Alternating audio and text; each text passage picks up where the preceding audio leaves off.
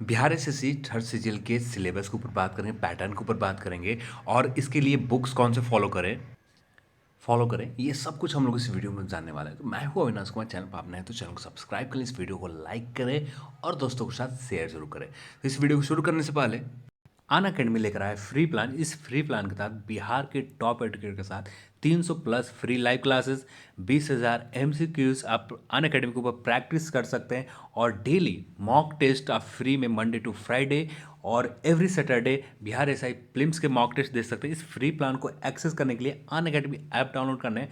App download करने के बाद आपको अपना गोल सेलेक्ट करना है, बीपीएससी सेलेक्ट करने के बाद ये मेरा रेफर कोड ED10 इस्तेमाल करने, इसके बाद इस फ्री प्लान को आप अनलॉक कर सकते हैं। अन अकेडमी फ्री प्लान के अलावा आप प्लस प्लान को इनरोल करते हैं तो आपको जो कोर्सेज हैं ये कोर्सेज समय पर पूरे किए जाते हैं। 20,000 क्वेश्चन बैंक डेली प्रैक्टिस कर सकते हैं।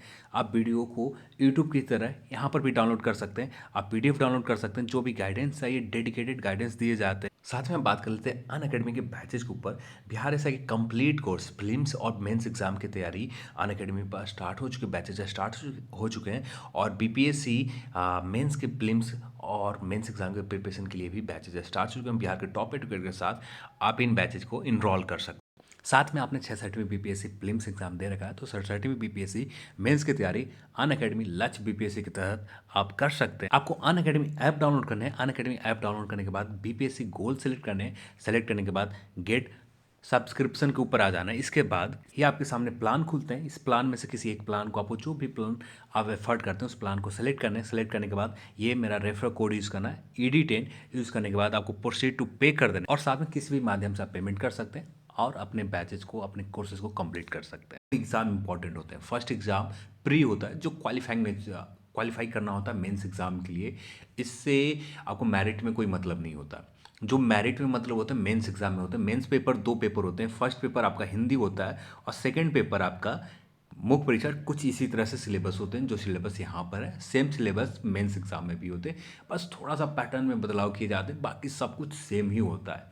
बस आपको उस पैटर्न को बदलाव के लिए आपको तैयार रहना तो होता है। कभी बदलाव किए जाते हैं, कभी बदलाव नहीं भी किए जाते हैं मेंस एग्जाम में। तो यदि बात करें प्रीलिम्स एग्जाम की तो प्रीलिम्स एग्जाम में समान अध्ययन से 50 प्रश्न पूछे जाते हैं और समान विज्ञान और मैथ से 50 प्रश्न होते हैं, जिसमें 25-25 के 25 साइंस से प्रश्न होते हैं, 25 मैथ से होते हैं। कभी कभी ये प्रश्नों की संख्या मैथ में घट जाते हैं, साइंस में ज़्यादा बढ़ जाते हैं, या रीजनिंग में बढ़ जाते हैं, मैथ में घट जाते हैं, या कभी कभी रीजनिंग से प्रश्नों की संख्या घट जाते हैं और मैथ से ज़्यादा बढ़ जाते हैं। तो इसके लिए आपको तैयार होकर रहना है। प्रीलिम्स एग्जाम में तो ऐसा कुछ नहीं होता है, पर मेंस एग्जाम में ये होते रहते हैं। प्रीलिम्स एग्जाम में भी ऐसा देखने को मिलता है जहां पर साइंस से प्रश्न की संख्या बढ़ जाते हैं, मैथ से कम हो जाता है। तो रीजनिंग की बात करें तो रीजनिंग से 50 प्रश्न होते हैं। यहाँ पर 2 इंपॉर्टेंट पेपर है, मैथ और रीजनिंग। यानी 75 नंबर का ये जो पेपर है ये आपका मेरिट, यानी ये जो स्कोर आप यहाँ से जो करते हैं सॉलिड स्कोर होता है। यहाँ पर कोई कंफ्यूजन नहीं, जो आपने सॉल्व किया वही आंसर होंगे। पर जबकि बात करें समान अध्ययन से, समान विज्ञान से, कुछ कन्फ्यूजन रहते ही हैं। यहाँ पर कुछ गलतियाँ करके हम लोग आते ही हैं, पर मैथ और रीजनिंग में जो आपका पूरी तरह से क्लियर है, यहाँ पर पूरी तरह से आपका सॉलिड स्कोर होता है। और इस पेपर के लिए यदि बात करें, रीजनिंग के ऊपर स्पेशल आपका स्पीड भी इंप्रूव करने होंगे, क्योंकि आपके पास समय ज़्यादा नहीं होते। 2 घंटे 15 मिनट समय दिए जाते हैं। मान के चले आपके पास जो समय होते हैं 2 घंटे ही होते हैं पेपर के लिए, और 2 घंटे में आपको 150 प्रश्न को सॉल्व करने होता है, जिनमें 75 प्रश्न ऐसे होते हैं, जैसे आपने पिछले एग्जाम में देखा होगा, इंटर स्तरीय एग्जाम में मैथ के प्रश्न कैलकुलेटिव बहुत ज़्यादा, यानी एक तरह से लेंदी प्रश्न पूछे गए। इस तरह के प्रश्न आते हैं। यदि आपके पास प्रैक्टिस अच्छी नहीं है तब जाकर मैथ और रीजनिंग में भी आप फंस सकते हैं। जो प्रश्न आप 50-75 में 70 सॉल्व कर सकते हैं, ये प्रश्न आपका 75 में 60-50 के आसपास आप सॉल्व कर सकते हैं ज़्यादा से ज़्यादा, क्योंकि ये प्रश्न की संख्या समय बहुत ज़्यादा कंज्यूम करते हैं। तो यहाँ पर आपको स्पीड इंप्रूव करने की, एक्यूरेसी भी मेंटेन करने की ज़रूरत होगी। यहाँ पर ज़्यादा बेहतर तरीके से आपको प्रैक्टिस करने की ज़रूरत होगी। यदि बात करें सिलेबस के ऊपर, यहाँ पर पेपर के माध्यम में लैंग्वेज से लेकर आपको कोई डरने की ज़रूरत नहीं है। दोनों लैंग्वेज में, हिंदी और अंग्रेजी दोनों लैंग्वेज में पेपर होते हैं, तो इसके लिए कोई डर की ज़रूरत नहीं है। समान अध्ययन की बात करें तो समान अध्ययन में यदि मेन तौर पर यदि प्रश्नों की संख्या देखें तो समसामयिक विषय, यानी समसामयिक घटनाक्रम से प्रश्न पूछे जाते हैं। जैसे वो वैज्ञानिक प्रगति हो गई, चाहे इसरो के अचीवमेंट हो गए, या DRDO के कुछ अचीवमेंट हो गए, इसके ऊपर प्रश्न आ जाएंगे। राष्ट्रीय अंतर्राष्ट्रीय पुरस्कार से प्रश्न आ जाएंगे। भारतीय भाषाओं से प्रश्न पूछे जाते हैं। पुस्तक, लिपि, राजधानी, मुद्रा, खेल खिलाड़ी और महत्वपूर्ण घटनाएं से प्रश्न पूछे जाते हैं। तो यहाँ पर यदि यहाँ पर बात करें तो पूरी तरह से सिलेबस को फॉलो किए जाते हैं। जो सिलेबस है, इसी सिलेबस के आधार पर आपको प्रश्न तैयार किया जाता है और इसी आधार पर ही आपका जो एग्ज़ाम के पेपर आते हैं और इसी आधार पर आप यदि अपना तैयारी आगे बढ़ाते हैं। यदि बदलाव की बात की जाए तो थोड़े बहुत बदलाव किए जाते हैं, जैसे इसमें युद्ध अभ्यास जोड़ा हुआ नहीं है तो युद्ध अभ्यास से प्रश्न पूछे जा सकते हैं। कुछ ऐसे बदलाव जो करंट अफेयर्स में ही है। करंट अफेयर्स आपको हर एस्पेक्ट को आपको कवर करके चलनी है, क्योंकि यहाँ पर जो सिलेबस में मेंशन है वो तो आते ही है, जो सिलेबस में मेंशन नहीं है वो भी सेक्शन आते हैं करंट अफेयर्स से। तो यहाँ पर हमें समसामयिक घटनाक्रम में तैयार रहना है। सेकेंड पेपर में भारत और उसके पड़ोसी देश, और ये बहुत ज़रूरी है, पड़ोसी देश के ऊपर थोड़ा सा ही ब्रीफ नॉलेज होनी चाहिए, पर ब्रीफ नॉलेज आपके पास होनी चाहिए। जितने भी पड़ोसी देश हैं सभी की जानकारी आपके पास होनी चाहिए। पाकिस्तान हो, म्यांमार हो, नेपाल हो, बांग्लादेश हो, भूटान हो, चीन हो, सभी के बारे में, श्रीलंका हो, इन सभी के बारे में आपके पास कुछ ना कुछ जानकारी होनी चाहिए। अब इसके लिए ज़्यादा बुक लेने की ज़रूरत नहीं है, ना ज़्यादा क्लासेस लेने की। आपके पास यूट्यूब क्लासेस पड़े हैं, यूट्यूब के ऊपर सेपरेट वीडियोस देख लें जहाँ पर आपको भूटान के बारे में कुछ ब्रीफ इन्फॉर्मेशन मिल जाए, तो वहाँ से प्रश्न पूछे जाएंगे। कुछ ज़्यादा डेप्थ में नहीं जाना, बस आपको ओवरलुक ले लेना इन सभी पड़ोसी देशों के बारे में, जहाँ से प्रश्न बनते हैं और लगातार पूछे भी जाते हैं और अच्छे लेवल में प्रश्न पूछे जाते हैं। विकिपीडिया का आप सहारा ले सकते हैं। विकिपीडिया से भी आपको बहुत कुछ नॉलेज मिल जाएंगे और उसे नोट्स बनाते चले, जिससे आने वाले एग्ज़ाम, जब एग्ज़ाम अनाउंस होंगे तब आपको ज़्यादा दिक्कत का सामना ना करने पड़े, रिवीजन के लिए कहीं भागना ना पड़े, जिससे आप रिवीजन भी आसानी से कर पाएँ। अब आते हैं मेन टॉपिक। भारतीय इतिहास से प्रश्न पूछा जाता है। भारतीय इतिहास से आपका यहाँ पर जो मेन फोकस की का हमें करना चाहिए, मध्यकालीन इतिहास और मेडिवल मेडाइवल हिस्ट्री या एंसेंट हिस्ट्री पर से भी प्रश्न आते हैं। एंसेंट हिस्ट्री के ऊपर हमने लुसेंट से, मेडाइवल हिस्ट्री के ऊपर भी लुसेंट से, और मॉडर्न हिस्ट्री के लिए लुसेंट को साथ में लेकर और साथ में कुछ एक्स्ट्रा के लिए हम लोग ले सकते हैं घटना चक्र। घटना चक्र के मॉडर्न हिस्ट्री हम कवर कर सकते हैं। ये सेक्शन बहुत इंपॉर्टेंट हो जाते हैं। ये दो बुक से सिर्फ घटना चक्र मॉडर्न हिस्ट्री के लिए कवर करना है। एंसेंट और मेडाइवल के लिए हमें काफ़ी है इस एग्ज़ाम के लिए लुसेंट बुक। आर्थिक परिदृश्य के ऊपर प्रश्न इकोनॉमिक्स सेक्शन से प्रश्न पूछे जाते हैं। कुछ थ्योरी रिलेटेड होते हैं, कुछ फैक्चुअल होते हैं। तो ज़्यादातर प्रश्न प्री एग्ज़ाम में फैक्चुअल ही रहते हैं। मेंस एग्जाम में थोड़ा सा लेवल बदल जाता है, पर प्री एग्ज़ाम के पॉइंट ऑफ व्यू से बात करें तो हमें इकोनॉमिक्स लुसेंट बहुत हद तक आपको सही जानकारी और सही नॉलेज दे देती है। सही फैक्ट्स मिल जाते हैं जहाँ से आपका अच्छे तरीके से कवर कर सकते हैं इकोनॉमिक्स, और कुछ करंट अफेयर्स में डेटा याद कर लेते हैं जहाँ से आपका कवर हो जाता है। भूगोल की बात करें तो भूगोल, हर तरह के भूगोल से प्रश्न पूछे जाते हैं। आपका कॉस्मोलॉजी से पूछे जाते हैं, या बात करें भौतिक विज्ञान भूगोल से पूछे जाते हैं, इंडियन ज्योग्राफी से पूछे जाते हैं, वर्ल्ड ज्योग्राफी से पूछे जाते हैं। तो यहाँ पर हर एरिया को कवर करने होंगे। यदि कोई एक एरिया को छोड़ कर नहीं चलना होगा, यानी यदि बात करें बिहार एसआई के तौर पर हम देखें तो बिहार एसआई में कुछ स्पेसिफिक मेंशन सिर्फ भारतीय भूगोल से हमें कवर करने होते हैं। कभी कभी प्रश्न एक दो पूछ दिए जाते हैं, पर यहाँ पर ऐसा नहीं होता। यहाँ पर सभी सेक्शन इंपॉर्टेंट है और सभी सेक्शन को बराबर देखनी है। इसके बाद बात करें स्वतंत्रता आंदोलन, ये बहुत इंपॉर्टेंट है। जो आप मध्यकालीन मॉडर्न हिस्ट्री कवर करते तो यहाँ से आपका कवर हो जाता है। भारतीय कृषि और प्राकृतिक संसाधनों के ऊपर प्रश्न पूछे जाते हैं, इनकी विशेषताएं के ऊपर पूछे जाते हैं, तो ये सिलेबस में हो गए। भारतीय संविधान, राज्य व्यवस्था, ये लुसेंट से बाहर नहीं होता। लुसेंट से ज़्यादा हमें कवर करने की जरूरत नहीं है। कुछ प्रैक्टिस सेट में हमें प्रैक्टिस सेट कर लेते हैं जहाँ से हमें कवर हो जाते हैं, तो प्रैक्टिस सेट और लुसेंट काफ़ी है इसके लिए।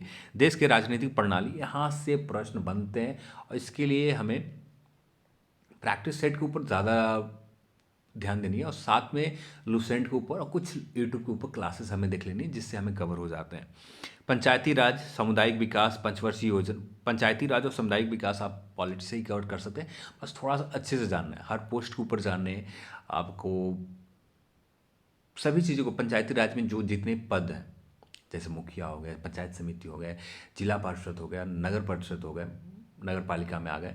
तो ये सभी इन सभी के बारे में कुछ ना कुछ आपको इन्फॉर्मेशन, ब्रीफली इन्फॉर्मेशन आपको चाहिए। यहाँ से प्रश्न बनेंगे और लगातार पूछे भी जा रहे हैं और पूछे भी जाएंगे इस एग्जाम। पंचवर्षीय योजना के हर फैक्ट्स को आपके नज़र में होनी चाहिए, हर फैक्ट्स आपको याद होनी चाहिए। यहाँ से डायरेक्टली प्रश्न पूछे जाते हैं और यहाँ बहुत हद तक दो मैक्सिमम प्रश्न होते हैं या एक से दो प्रश्न के आसपास पूछे जाते हैं, पर सभी फैक्ट्स को आपको देखने 12 के 12 पंचवर्षीय योजना के हर फैक्ट्स को आपको कवर करने होंगे। राष्ट्रीय आंदोलन और बिहार का योगदान, यहाँ से भी प्रश्न पूछे जाते हैं। और इसके लिए यदि बेस्ट बुक की बात की जाए तो लुसेंट बिहार के अलावा कोई बेस्ट नहीं है। लुसेंट बिहार में इतना फैक्ट्स दिया हुआ है, वो काफ़ी है, बहुत कम पेज है, ज़्यादा प्रेशर नहीं आते हैं और ज़्यादा मेंटल प्रेशर नहीं आता, याद करने में बहुत आसानी होती है। तो आप लुसेंट बिहार से कवर कर सकते हैं इन टॉपिक को। अब आते हैं सबसे इंपॉर्टेंट समान विज्ञान और गणित। समान विज्ञान और गणित जो प्रश्न पूछे जाएंगे मैट्रिक स्तर के पूछे जाते हैं, या जहाँ तक संभव होता है मैट्रिक 10th लेवल के प्रश्न होते हैं। तो 10th लेवल 9th और 10th के एनसीईआरटी आप कवर कर लेते हैं अच्छे से, तो साथ में लुसेंट और प्लस रेलवे एसपीडी को कवर कर लेते हैं। ये 2-3 बुक आपको बहुत हद तक शुरुआत में 2 बार एनसीईआरटी कवर कर लेनी है, रिवीजन अच्छे तरीके से कर लेनी है। उसके बाद हमें लुसेंट के ऊपर आना है। लुसेंट में यदि कुछ दिक्कत हो, जहाँ पर जिस टॉपिक से दिक्कत हो रही है, जैसे आप केमिकल बॉन्डिंग आप समझने की कोशिश कर रहे हैं, अब ये आपको समझ में लुसेंट से नहीं आ रहा, तब जाकर हमें यूट्यूब का सहारा लेना है। और ये यूट्यूब बहुत हद तक आपका कॉन्सेप्ट क्लियर कर देता है, केमिकल बॉन्डिंग कैसे बनती है ये सारे कुछ क्लियर कर देते हैं। तो यूट्यूब से हम ले सकते हैं मदद। और यदि बात करें रसायन विज्ञान में ही, तो ये आपका लुसेंट ये सारे बुक आपको कवर कर दे। जीव विज्ञान, भौतिक शास्त्र यानी फिजिक्स से जो प्रश्न आते हैं, ये हमें लुसेंट से बाहर नहीं जाना। लुसेंट प्लस एसपीडी ये काफ़ी है, यहाँ से ज़्यादा बाहर प्रश्न नहीं आते, इतना हम अच्छे तरीके से कर लेते हैं, यहाँ से आपका काम बन जाता है। जीव विज्ञान के लिए हमें कुछ विशेषकर ध्यान देने होंगे। जीव विज्ञान के ऊपर आप अच्छे से कवर करने होंगे। यहाँ से प्रश्न फैक्चुअल ही आते हैं, फिर भी हमें लुसेंट प्लस 9 और 10th का एनसीईआरटी बुक और एसपीडी, बस इतना भी कवर कर लेते तो बहुत काफ़ी हद तक होंगे। यहाँ भी भूगोल मेंशन किया गया और कुछ प्रश्न भूगोल से संबंधित पूछे भी जाएंगे। और यहाँ पर एक चीज़ और जोड़ लें, इन्वायरमेंट यहाँ पर मेंशन नहीं किया गया, पर फिर भी इन्वायरमेंट से प्रश्न रहते हैं। इन्वायरमेंट फेवरेट टॉपिक है, इन्वायरमेंट आपको बहुत अच्छे से कवर कर जाने होंगे। इसके बाद बात की जाए गणित, मैथ से आपको अच्छे तरीके से अर्थमेटिक कवर कर लेते हैं ना, ये काफ़ी हो जाता। एडवांस में हमें जाना नहीं है, एडवांस आपको थोड़े बहुत आप बेसिक लेवल के हमें एडवांस में अच्छे से कर लेनी है। बेसिक पर कभी कभी पूछ दिए जाते हैं एडवांस लेवल के भी मैथ्स, पर उसके लिए हमें तैयार रहना है। कुछ बेसिक लेवल के प्रश्न को हमको सॉल्व करने हैं, पर सिलेबस के हिसाब से यहाँ पर जो भी प्रश्न पूछे जाएंगे अर्थमेटिक से ही पूछे जाएंगे। अर्थमेटिक को आप अच्छे तरीके से कवर करें। अब जब एडवांस की बात करें, एडवांस हम उस समय कवर करेंगे जब आपका पूरी तरह से अर्थमेटिक में हर सेक्शन आपका परफेक्ट हो जाए और हर सेक्शन में कोई ज़्यादा दिक्कत आपको ना आए, स्पीड भी इम्प्रूव हो जाए, एक्यूरेसी भी बेहतर हो जाए, तब जाकर आप हमें एडवांस के ऊपर भी थोड़ा सा फोकस करनी है। कुछ थोड़ा सा ही, ज़्यादा नहीं, ज़्यादा ध्यान नहीं देना एडवांस मैथ के ऊपर। इसके बाद बात की जाए रीजनिंग, ये बहुत ही इंपॉर्टेंट सेक्शन है। अब इसके लिए बात की जाए, आपको जो टॉपिक दिया हुआ है हर टॉपिक को बहुत अच्छे तरीके से आपको प्रैक्टिस होनी चाहिए, हर एंगल, क्योंकि आप लगातार देख रहे हैं रीजनिंग में अच्छे लेवल के प्रश्न आ रहे हैं। और जब तक आपका उस लेवल के हर टाइप के प्रश्न सॉल्व नहीं है, हर टाइप का कम से कम 10 प्रश्न सॉल्व नहीं है, तब तक एग्ज़ाम हॉल में आप सोचते रह जाएंगे इसका आंसर क्या होगा, क्योंकि वहाँ पर आपका उस प्रश्न उस टाइप से आपने सोचा नहीं, उस टाइप से आपने प्रश्न को सॉल्व नहीं किया है रीजनिंग के, तब जाकर आपको मुश्किल आएंगे। और ये प्रश्न आपको सॉल्व करने में, एक प्रश्न को सॉल्व करने में जहाँ पर आप 30 से 40 सेकंड लेते हैं, वहाँ पर आपका 2 से 3 मिनट 4 मिनट लग सकते हैं रीजनिंग में। तो यहाँ पर हर तरीके से आपको प्रैक्टिस अच्छे बुक से करनी है, एक से ज़्यादा बुक से करनी है प्रैक्टिस, तब जाकर आपको रीजनिंग, क्योंकि यहाँ पर 50 नंबर की बात आती है। 50 या 50 से ज़्यादा भी पूछे जाते हैं मेंस एग्जाम में। प्रीलिम्स में तो 50 के आसपास रहते ही हैं, 50 से कम भी हो सकते हैं, 50 के आसपास पूछे जाते हैं। और बहुत मैटर करता है मेंस एग्जाम के जाने के लिए 50 प्रश्न। तो ये सिलेबस है और यहाँ से 5 गुना अभ्यर्थी को सिलेक्ट किए जाते हैं मेंस एग्जाम के लिए। तो ये प्रीलिम्स एग्जाम में सिलेबस है, मेंस एग्जाम में भी कुछ ऐसा ही सिलेबस है, बस थोड़ा सा लेवल बदल जाता है, प्रश्न पूछने के तरीके बदल जाते हैं। कुछ प्रश्न फैक्चुअल होते हैं, कुछ प्रश्न सीधे, कुछ के मैक्सिमम प्रश्न फैक्चुअल होते हैं, पर कुछ प्रश्न कॉन्सेप्चुअल आ जाते हैं। बस जो आपने प्री एग्ज़ाम के लिए मेहनत की है, बस उसी को आपको थोड़ा सा बेहतर करनी है बस, और इसके अलावा ज़्यादा आपको बेहतर करने की ज़रूरत नहीं है। बस यहाँ पर एक एक्स्ट्रा ध्यान देना पड़ता है मेंस एग्ज़ाम में, हिंदी का पेपर होता है। अब हिंदी में 33 या 35% के आसपास स्कोर करने होते हैं, जो बहुत ही इंपॉर्टेंट है। और आप बेसिक तौर पर कवर कर लेते हैं लूसेंट वगैरह से, बहुत आसानी से यहाँ पर हिंदी पेपर को भी अच्छे से कवर कर सकते हैं। तो चलिए आज की इस वीडियो में इतना ही। इस वीडियो को देखने के लिए आप सभी को बहुत बहुत धन्यवाद। जय हिंद।